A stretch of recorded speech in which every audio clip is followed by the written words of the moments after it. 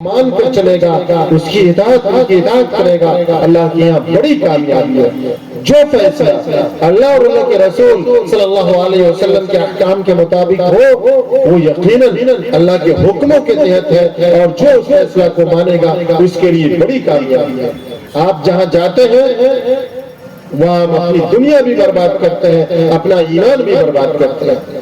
آج ہمارے بہت سے ہمارے بھائی اپنی جھوٹی شہرت کو باقی رکھنے کے لیے اپنے سارے معاملات کو تو کورٹ کچہری لے ہی جاتے ہیں، اور جب ان کی بیٹی کا معاملہ، ان کی بہن کا معاملہ ان کے شوہروں سے ہوتا ہے تو ان کا بھی ہاتھ پکڑتے ہیں، کورٹ کچہری کھینچ کر کے لے جاتے ہیں۔ کبھی ہم اور آپ نے سوچا کہ ہم لا الہ الا اللہ کے پڑھنے والے ہیں، ہمیں تو اللہ اور اللہ کے رسول صلی اللہ علیہ وسلم نے ہماری بہنوں اور بیٹیوں کو گھر کا زینت بنایا، گھر کا ملکہ بنایا، ان کے سروں عزت و عصمت کی چادر رکھی ہے۔ آخر ہم اور آپ کیسے بے غیرت باپ ہے، کیسے بے غیرت بھائی ہے کہ ان کا چھوٹا پکڑ کر کے کورٹ کچہری کی زینت بنا رہے ہیں، جہاں وہ جا کر کے اپنی ظاہری عزت کو بھی نیلام کرتی ہے، باطنی عزت کو بھی نیلام کرتی ہے، اور ایمانی عزت کو بھی نیلام کرتی ہے۔ یاد رکھیے، ابھی آپ نے حضرت امیر شریعت سے سنا کہ 24 سال کے بعد فیصلہ ہوا۔ وہ خاتون ہوگی جس نے اپنی عصمت اور عزت کی حفاظت کی ہوگی۔ ہمارا معاشرہ یقیناً ایسا نہیں ہے، ہمارا معاشرہ یقیناً ایسا نہیں ہے۔ ایک نوجوان شادی شدہ خاتون جو اپنے شوہر کے ساتھ چند دن گزار چکی ہے، اب وہ 20 سال 25 سال شوہر سے الگ ہو کر کے زندگی گزارے۔ باپ کو کیا یہ نہیں سوچنا چاہیے کہ ہم اپنی بیٹی کو کورٹ میں پہنچا دیے ہیں، وہ کورٹ کے دلدل میں پھنسی ہوئی ہے، اور باپ اپنی بیوی کے ساتھ بستر پر آرام کر رہا ہے، بھائی اپنی بہن کو کورٹ میں پہنچا چکا ہے اور وہ خود اپنی بیوی کے ساتھ آرام کر رہا ہے۔ میرے بھائیوں، کیا ہماری بہن بیٹی کی جوانی اسی طرح سسک کر گزرے گی؟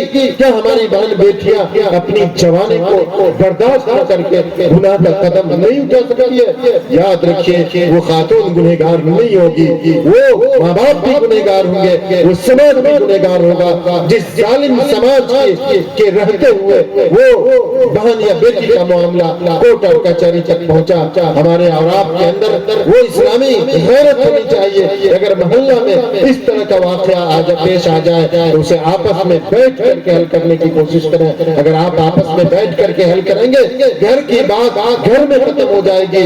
ہم اس ملک میں امت دعوت بن کر کے آئے ہیں، امت زحمت بن کر کے نہیں آئے ہیں۔ آپ کو اس ملک میں کورٹ کچہری کا بوجھ ہلکا کرنے کے لیے آئے ہیں، اور آپ اپنے معاملات کو لے جا کر کورٹ کچہری کو بوجھ میں کرتے ہیں۔ کبھی ہم اور آپ نے اس لائن سے سوچا کہ امت دعوت کا کام یہ نہیں ہے، امت دعوت کا کام تو یہ ہے کہ وہ اپنے گھر میں بھی انصاف قائم کرے، باہر بھی قائم کرے، دوسروں کو بھی دعوت دے۔ اگر ہم اور آپ اپنے معاملات کو اسلامی طریقے پر حل کرنا شروع کر دیں گے تو یقیناً ہمارے لیے بڑی کامیابی ہونے والی ہے۔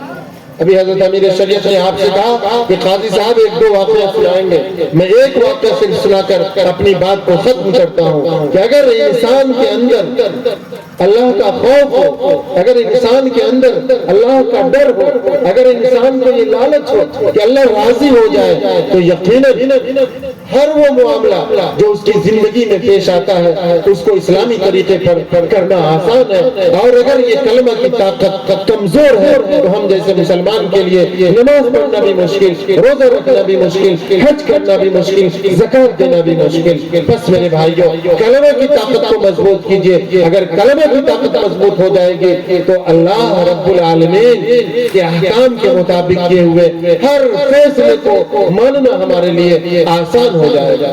صحابہ کرام آخر اپنے معاملات کو کیوں اللہ کے رسول صلی اللہ علیہ وسلم کی عدالت میں لاتے ہیں؟ حضرت علی کا مشہور واقعہ کہ امیر المومنین ہے، بادشاہ وقت ہے، اور کتنی ساری نسبتیں ہیں، آپ صلی اللہ علیہ وسلم کے بھائی ہیں اور پھر داماد ہیں، حسن حسین کے والد محترم ہیں، حضرت فاطمہ کے شوہر ہیں، اور پھر بادشاہ ہیں، ان کا جھگڑا ان کا معاملہ ایک یہودی سے ہوتا ہے۔ اب جب وہ معاملہ یہودی سے ہوا تو وہ چاہتے تو اپنی طاقت اور اپنی قوت کا استعمال کرتے ہوئے اپنی بادشاہت، اپنی چودراہٹ کو دکھاتے ہوئے اس یہودی سے معاملہ زبردستی حل کر لیتے، لیکن حضرت علی نے ایسا نہیں کیا۔ حضرت علی نے اسلامی عدالت کا دروازہ کھٹکھٹایا، قاضی کے پاس اپنا معاملہ پیش کیا۔ قاضی نے حضرت سے گواہ طلب کیا۔ دعویٰ سننے کے بعد جب یہودی نے انکار کیا، اب جب گواہ مانگا گیا تو بیٹے کو گواہ میں پیش کیا۔ قاضی نے گواہی رد کر دی، بیٹے کی گواہی قبول نہیں ہوگی، امیر المومنین دوسرا گواہ پیش کریں۔ دوسرے گواہ میں انہوں نے غلام کو پیش کیا، قاضی نے یہ کہہ کر گواہی رد کر دی کہ غلام کی گواہی آقا کے حق میں معتبر نہیں، اس لیے یہ گواہی بھی نہیں چلے گی۔ حضرت علی کے پاس کوئی اور ثبوت نہیں تھا، کوئی گواہ نہیں تھا۔ قاضی شریعت نے حضرت علی کے دعویٰ کو خارج کر دیا، یہودی کے حق میں فیصلہ ہو گیا۔ یہودی نے جب اسلام کا یہ حق پسندانہ فیصلہ دیکھا اور یہ دیکھا کہ جو امیر قاضی مقرر کیا ہے، جو بادشاہ قاضی مقرر کیا ہے، وہ قاضی اپنے بادشاہ کے خلاف فیصلہ سنایا ہے، یقیناً یہ دین حق ہے۔ اس یہودی نے یہی معاملہ کو دیکھ کر اس عدالت میں کلمہ پڑھا، لا الہ الا اللہ محمد رسول اللہ۔ ایمان والو، کہ آج ہم اور آپ کو دیکھ کر کے برادران وطن کلمہ پڑھیں گے؟ یقیناً کلمہ نہیں پڑھیں گے۔ آج جب ہمارے برادران وطن یہ کہتے ہیں کہ آپ کے یہاں خاندانی جھگڑے بہت ہیں، میاں بیوی کے جھگڑے بہت ہیں، تو یقیناً ہمارے بھائیوں کا سر شرم سے جھک جاتا ہے۔ آخر کیوں؟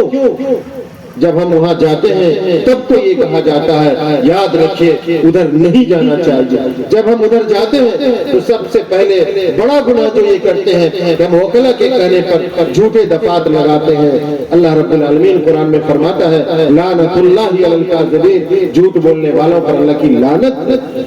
ایک ایمان والا جو ابھی حضرت نے کہا فجر پڑھنے کے لیے فجر پڑھاؤ، تلاوت کیا ہو، ذکر و اذکار کیا ہو، اور کورٹ کچہری میں جا کر وہ جھوٹ بولے، جس انسان پر اللہ کی لعنت ہو جائے، اس انسان کی اصلاح دنیا میں نہیں ہو سکتی۔